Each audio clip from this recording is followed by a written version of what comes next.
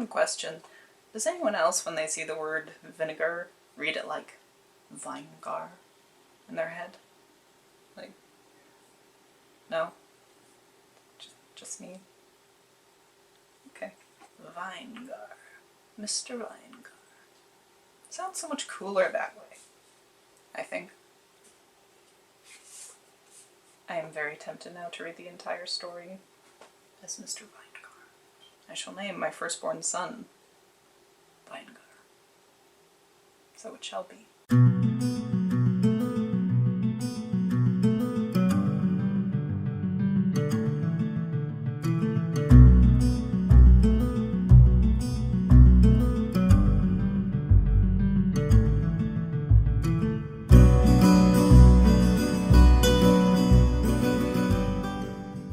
Hello everyone, and welcome to another edition of Changeling Tales. So in today's video we'll be taking a look at Mr. Vinegar. This story is an English folktale that's been around for...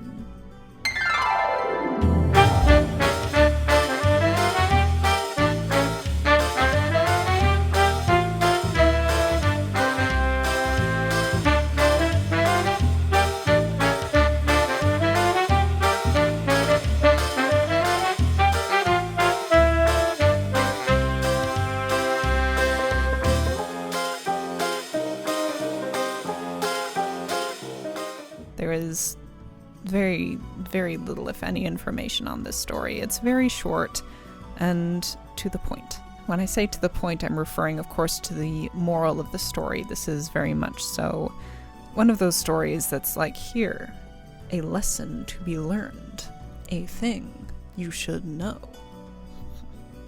Because that's what stories do.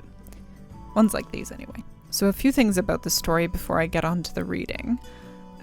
Firstly, it uses repetition, a favorite in English stories, where you have very similar instances happening over and over again through the story as it progresses. So the story Mr. Vinegar is an example of that. Otherwise, I won't go too much into what the moral of the story is. It is very clear, and even if it weren't very clear through the story itself, near the end of the story, a parrot comes along out of the British forests and explains to everybody what the point of the story was.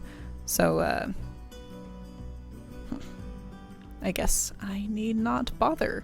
Go parrot. Now, it's funny, usually with stories, you're, as an author, you don't really want to make the moral too clear. You want people to be able to discover it for themselves, right? But a lot of fairy tales tend to just whack you over the head with it, and this one really uses a parrot to beat it into your brain. So, yeah, that's what makes this story unique. I just like the fact that there's a parrot. Where did it come from? Why is it being so talkative?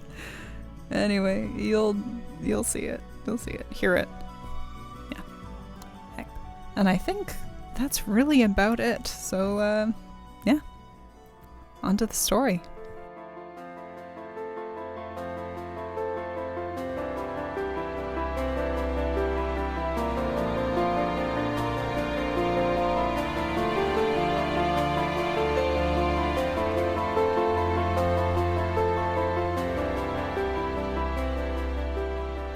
Mr. Vinegar. Mr. and Mrs. Vinegar lived in a vinegar bottle. Now, one day when Mr. Vinegar was from home, Mrs. Vinegar, who was a very good housewife, was busily sweeping her house when an unlucky thump of the broom brought the whole house clitter-clatter about her ears. In an agony of grief, she rushed forth to meet her husband. On seeing him, she exclaimed, "Oh, Mr. Vinegar, we are ruined! I have knocked the house down, and it is all to pieces." Mr. Vinegar then said, "My dear, let us see what can be done. Here is the door. I will take it on my back, and we will go forth to seek our fortune." They walked all that day, and at nightfall entered a thick forest. They were both very, very tired, and Mr. Vinegar said, "My love, I will climb up into a tree, drag up the door, and you shall follow." He accordingly did so, and they both stretched their weary limbs on the door and fell fast asleep. In the middle of the night, Mr. Vinegar was disturbed by the sound of voices underneath, and to his horror and dismay found that it was a band of thieves met to divide their booty. "Here, Jack," said one.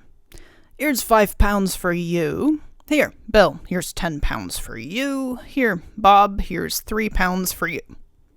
Mr. Vinegar could listen no longer. His terror was so great that he trembled and shook down the door on their heads. Away scampered the thieves, but Mr. Vinegar dared not quit his retreat till broad daylight. He then scrambled out of the tree and went to lift up the door. What did he see but a number of golden guineas? "Come down, Mrs. Vinegar," he cried. "Come down, I say! Our fortune's made! Our fortune's made! Come down, I say!" Mrs. Vinegar got down as fast as she could, and when she saw the money she jumped for joy. "Now, my dear," said she, "I'll tell you what you shall do. There is a fair at the neighbouring town. You shall take these 40 guineas and buy a cow. I can make butter and cheese which you shall sell at market, and we shall then be able to live very comfortably." Mr. Vinegar joyfully agrees, takes the money, and off he goes to the fair. When he arrived, he walked up and down, and at length saw a beautiful red cow. It was an excellent milker, and perfect in every way. "Oh," thought Mr. Vinegar, "if I had but that cow, I should be the happiest man alive." So he offered the 40 guineas for the cow, and the owner said that, as he was a friend, he'd oblige him. So the bargain was made, and he got the cow, and he drove it backward and forward to show it. By and by he saw a man playing bagpipes. Tweedledum, tweedledee. The children followed him about, and he appeared to be pocketing money on all sides. "Well," thought Mr. Vinegar, "if I had but that beautiful instrument, I should be the happiest man alive. My fortune would be made." So he went up to the man. "Friend," says he, "what a beautiful instrument that is, and what a good deal of money you must make." "Why, yes," said the man, "I make a great deal of money, to be sure, and it is a wonderful instrument."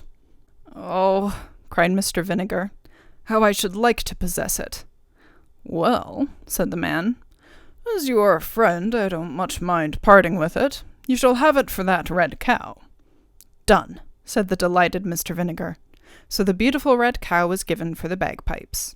He walked up and down with his purchase, but it was in vain. He tried to play a tune, and instead of pocketing pence, the boys followed him, hooting, laughing, and pelting. Poor Mr. Vinegar. His fingers grew very cold, and just as he was leaving the town, he met a man with a fine, thick pair of gloves. "Oh, my fingers are so very cold," said Mr. Vinegar to himself. "Now, if I had but those beautiful gloves, I should be the happiest man alive."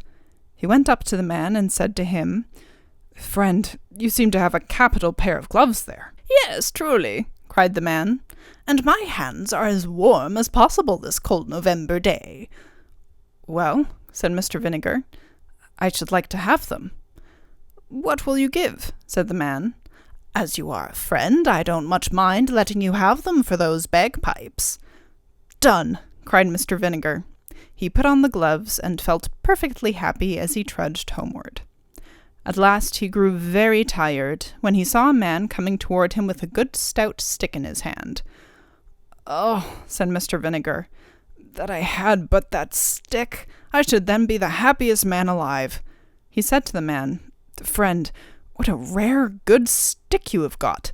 "Yes," said the man, "I have used it for many a long mile, and a good friend it has been. But if you have a fancy for it, as you are a friend, I don't mind giving it to you for that pair of gloves." Mr. Vinegar's hands were so warm and his legs so tired that he gladly made the exchange.